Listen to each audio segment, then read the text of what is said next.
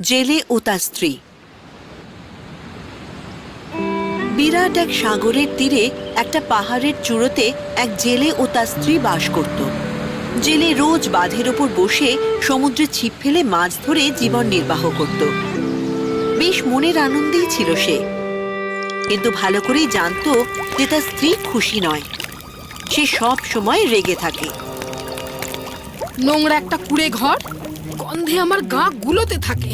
দিন রাত আমি পরিষ্কার করছি, কিন্তু তাতে কোনো লাভ হয় না। জেলে তার স্ত্রীকে খুব ভালোবাসতো, কিন্তু স্ত্রীর অভিযোগ আর কমতো না। যেদিন সে 2টো মাছ ধরে আনে, স্ত্রী চায় সে 3টে মাছ ধরুক।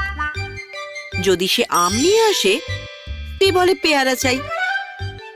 কিছুতেই সে তার স্ত্রীকে খুশি করতে পারে না। ও গিন্নি, আমায় বলো না কি করলে তুমি খুশি হবে। এই নোংরা কুড়ে ঘর থেকে মুক্তি